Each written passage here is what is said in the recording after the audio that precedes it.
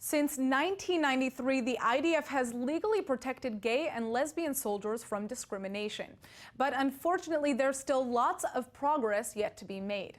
Joining me today in the studio is Omer Nahmany, a former combat officer in the IDF Artillery Corps, who's made it his mission to empower gay and transgender soldiers in the IDF by starting an organization called Ge-eva-Kachol-Lavan. Thanks so much for coming in, Omer. Hello, good evening. Yes, good evening here in Israel. So tell us about this organization. Tell us what led you to start it. I myself I'm a reserve officer in the Artillery Corps in Israel. I was in wars, I had lots of soldiers, and I was out of the closet throughout my entire service. Throughout my service, about 30 soldiers came out of the closet to me.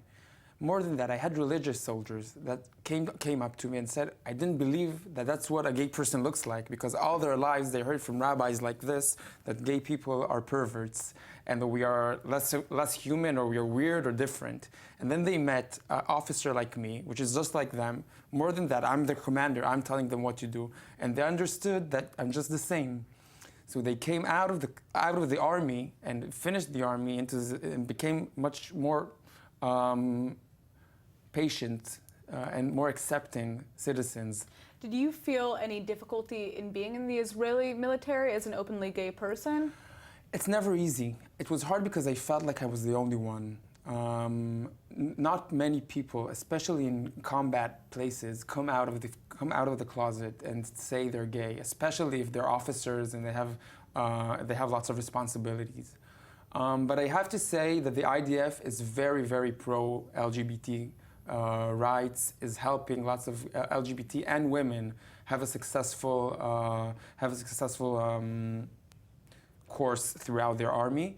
And we are my organization, Blue and White Pride, is pro-army. We're saying that we love the army. I'm a part of the Israeli army, and I love my country, and I want to help as many LGBT young people that want to do a meaningful service in the army do their meaningful service. So what does that mean? What kind of activities exist for the people who are part of this organization? How are you trying to help these young people kind of come to terms with their identity in the military? We haven't started yet. What you see in the back is a movie for our Head Start. We are crowdfunding from people from all around to open up groups that will prepare LGBTQ young people to have a meaningful service and come out of the closet, and help women as well have a meaningful service as combat warriors.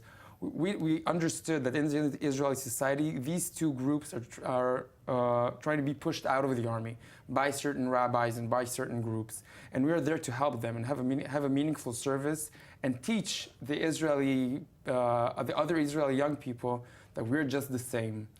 Have you received support from the government and from the army itself? Last week we had a convention. We launched our organization, Israel Pride ×2, and we had Congress members, Knesset members from 4 different parties, from left and right, from the Likud and from the Avodah, the Labor Party.